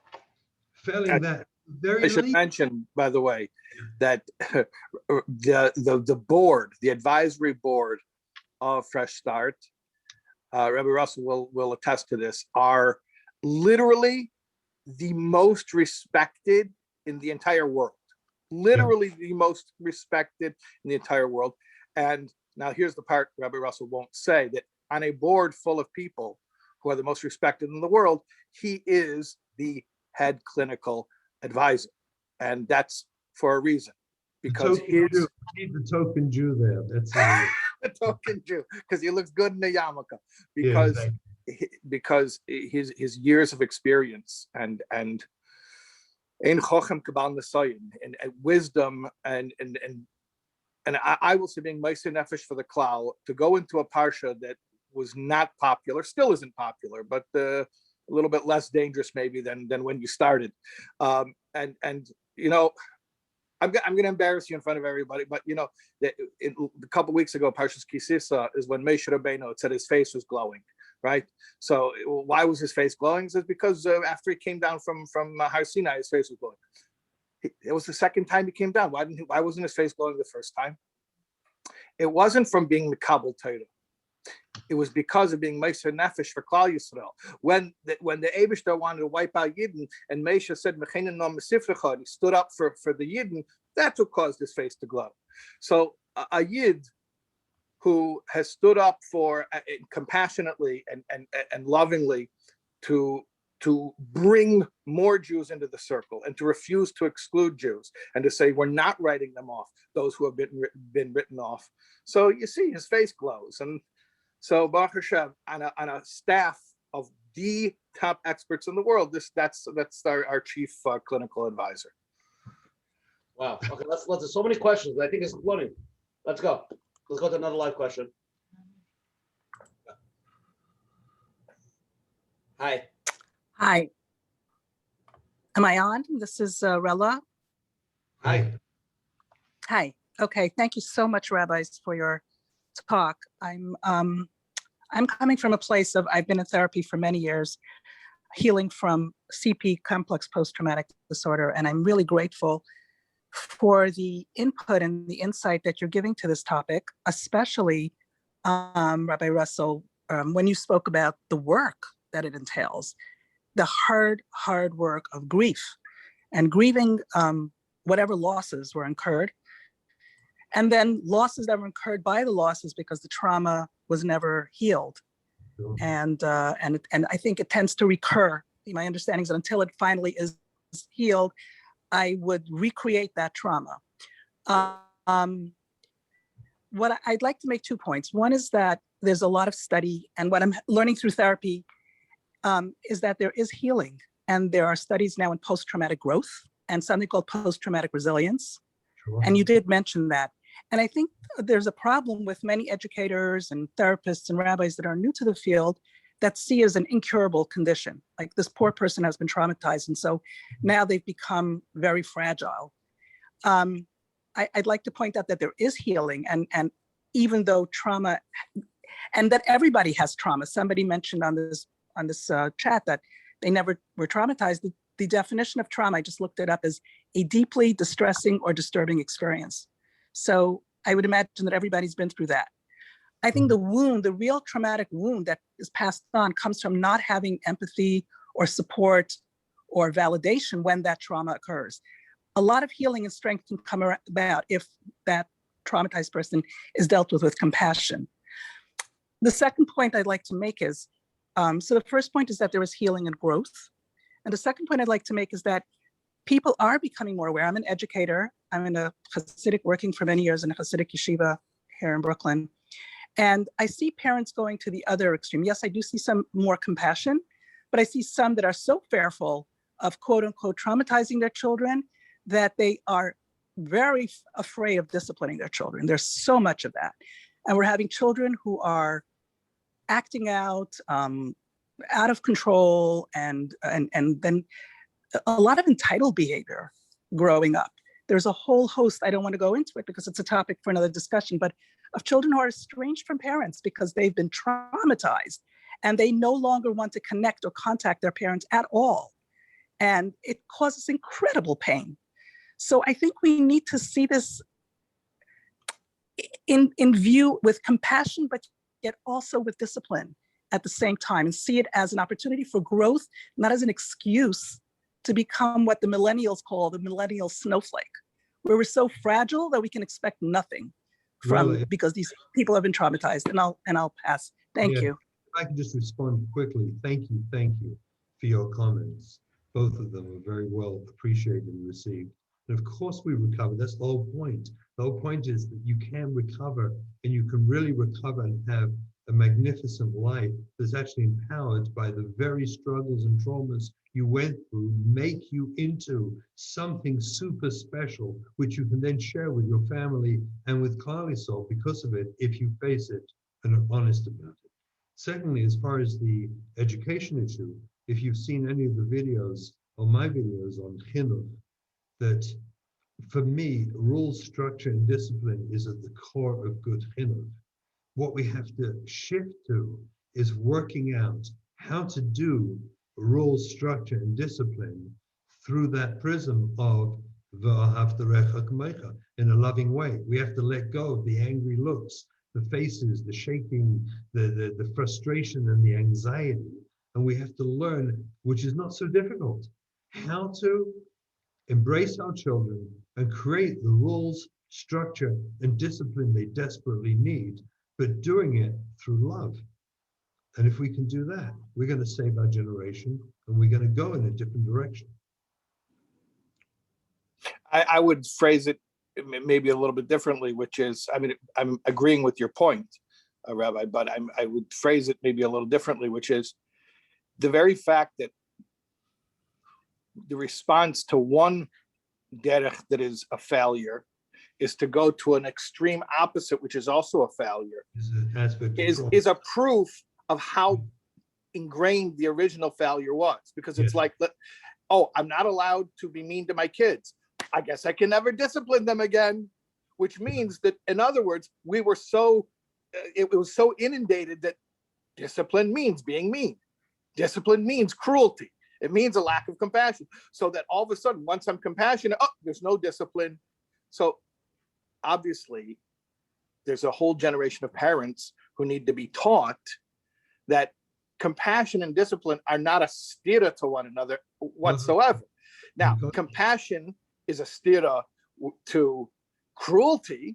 We're not going to do that anymore. But it's so interesting that the default understanding of discipline was cruel, so that if you can't be cruel, oh, I guess you can never discipline again.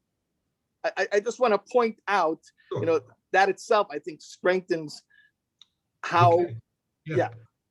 Because I want to tell you, a mature person who's in an adult present mode will bring themselves to the center, not to the extreme. They will go to the center place where they focus in a loving and kind way, a compassionate way, with rules, structure, and discipline. They enforce the rules, structure, and discipline through kindness. That's what a person who's present is able to do. A person in a trauma mode can't be present. It's not they don't want to be, they can't be. And they go in fight and flight. And fight and flight is the other extreme of panic mode. That's fight and flight. And it's probably a symptom that they're in a trauma state, not in a present adult mode in the prefrontal cortex.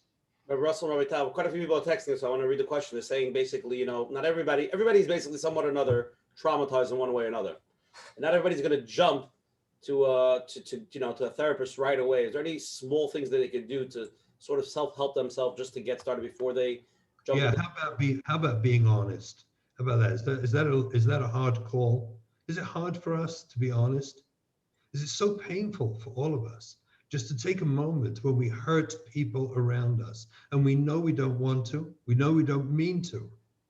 We know we have people who are called our loved ones who we end up hurting.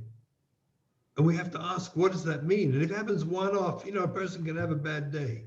But when it's a repetitive behavior and I feel a certain sense of out of control, I owe it to myself to reflect, to be honest and reflect inwards. What does it mean that I hurt the people I love? And I can't seem to stop doing it. I do it frequently. What does that mean? And maybe we can conclude that we actually do need some help and we could be humble enough to go and seek it. Maybe. I would add another small step that I feel comfortable asking every single person who's on right now. Baruch Hashem, there are hundreds of people on right now, Kinei Hora, which is this is enough people here to actually put a dent in this problem. If everyone listening will make a concerted effort, it'll start by the way, the cultural shift has begun. So really I'm talking now about not creating something from nothing. You don't have to be a pioneer like we have here, Rabbi Russell, who was a pioneer in this, but now you can just sort of ride the wave. And that is, here's what I would ask everyone.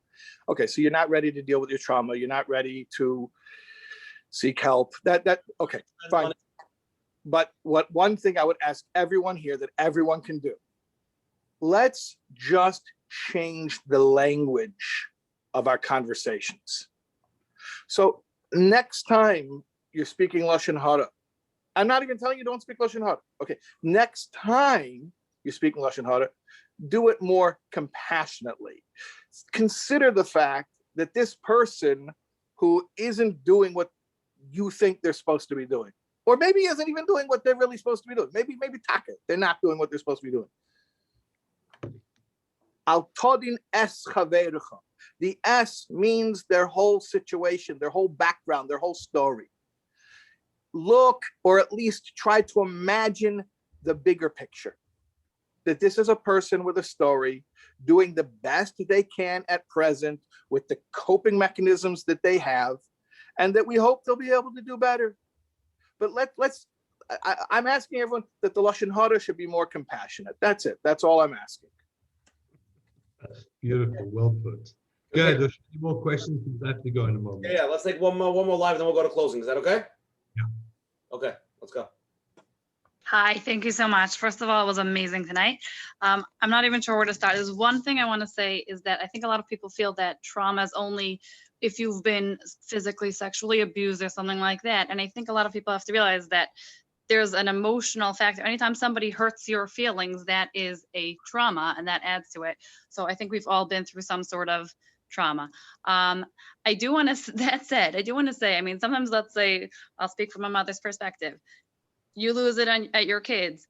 Is it always a matter of coming from a place of trauma, or can it be I'm overtired and I didn't sleep last night and you came and we're so chutzpahdik and I just lost it? Sure. So the answer to that is very simple. If it happens every single day, if you realize afterwards you're deeply disappointed at that, it's not just like a one-off. It happens. You had a bad day. Everyone has a bad day. And kids are resilient enough to handle that. But when you realize there's a pervasive pattern that your go-to method of motivating your children is through this anger, frustration, the moodiness, the control, when you realize that's your go-to method of chinuch, something's wrong. Something's deeply wrong. That's not just having a bad day. Of course, kids are resilient. And of course, we're all imperfect. And of course, we all have bad days. That's obvious. And we don't behave in our finest. It's when your go-to method of chinuch seems to be something that, in all honesty, if you're in the privacy of your own mind and no one's looking and you're truthful to yourself, you'd be ashamed of it. Once you see that, you know it's probably trauma-informed. And I want to make a second comment to what you said, which is we actually didn't even discuss the worst form of trauma tonight. With everything we discussed, we didn't discuss the worst. I just want to, it would be irresponsible if I didn't say it. Because the worst form of trauma is neglect, emotional neglect. There is nothing worse than that because you've got nothing to put your handle on. There's no memories to remember. There's no event. There's no circumstance. There's no situation.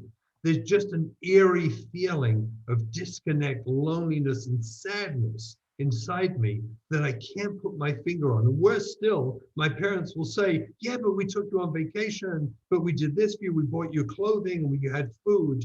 But what you experienced was deep, profound emotional neglect. Is probably the worst form of trauma there is. It's the kind of thing that leaves a person capable of being in a room of lots of people at a simcha and feeling terribly alone. Just terribly alone. Emotional neglect is the worst. The bottom line, Oshi, can I sum up? Is that all right with you? I just want to say this. Yeah. We have to be truthful with ourselves. We have to be honest, compassionate towards ourselves and humble. And we have to ask ourselves, am I really satisfied with how I interact with the world around me? Do I feel in control of those interactions, or do I frequently see styles of interaction that make me basically ashamed of myself? If I can find that place of truth within myself, with a compassionate and humble look at myself, then yeah, go seek help and just explore it with a good therapist. You don't have to walk in, I'm a sick person. You're not a sick person. Actually, you're a very humble, courageous person. You're an amazing person, actually, who's willing to take that step and say, can we explore together whether I may be suffering with some leftover childhood trauma, because I'm not satisfied with a lot of my behavior. I'm a little ashamed, I'll be honest, and I'd like to fix it. Can we all do that? Is that so unfair that we could ask that of ourselves? I wish everyone a very, very special journey. It's a journey, what can I tell you? Everybody for coming. Rabbi Shais Taub, you're up. First, I want to give a grace and shkoyach for Rabbi Shimon also for Israel for coming tonight. I mean, the share was, whoa, it's on fire. That's for sure. I think we definitely have I think I have trauma from the share. I think we definitely learned about trauma and complex trauma, and it's very eye-opening, and definitely we should work on our behaviors and, be mature about it and face it and deal with it, which is a hard task. So Rabbi Shais Taub and Rabbi Shimon also coming on tonight, give them a tremendous chizik and chazik. Again, we have 2 more shiurim before Pesach. Next Sunday, we have Rabbi Aaron Lapiansky, or Shiva Silver Spring. We're discussing issues that are affecting, B'nai Torah from people in today's day and age. It's an amazing program. Advise everybody, please come. Don't be late. We also have a share March 22nd with Rabbi Y.Y. Jacobson on dating for men with Rebachrim.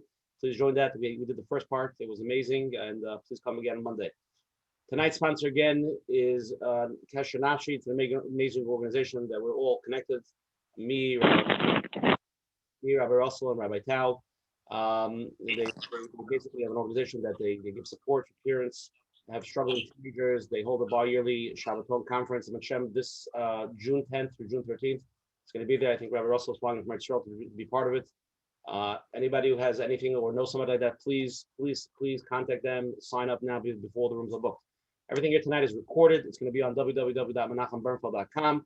Any questions that anybody has tonight for Rabbi Taub, for Rabbi Shimon Russell, please email Coach Menachem at gmail.com. We'll forward the emails to them.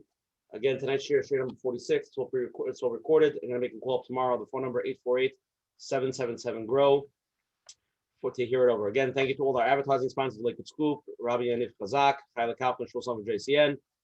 Coach Menachem, closing words.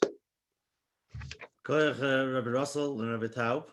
Really, really unbelievable. I just want to mention this is a lot of subconscious work, and many people might not be aware of what we heard today because we live in a conscious world, but there's a lot of subconscious things going on. And I think slowly when you hear these concepts, and like we heard, the main part is to start with self-compassion, because you're going to start being self-aware and you'll start seeing things that you don't like and admitting that maybe you should change. And if you don't do it with compassion, then you're not going to want to do that. You're not going to want to face it. So start with self-compassion, and then you'll use the compassion for others. And thank you very much again. And I think we need a hemshech for tonight, because this is only a beginning. Shkoyach. Rabbi Menachem, Rabbi Shais Taub. You always live with Rabbi Russell. If you're going, checking out Shkoyach for coming. Thank you again. It was unbelievable. Every Sunday night, same time. I think it works for me. I don't know your schedule. It works for me. 4 in the morning works for you Monday morning, no? Yeah, exactly. We will. I'll see you. Well, Rabbi Taub. Shakayach to all. Thanks for trusting me, for letting me surprise you. Thank you. Okay, everybody. Have a good night. Thank you again. See you next week.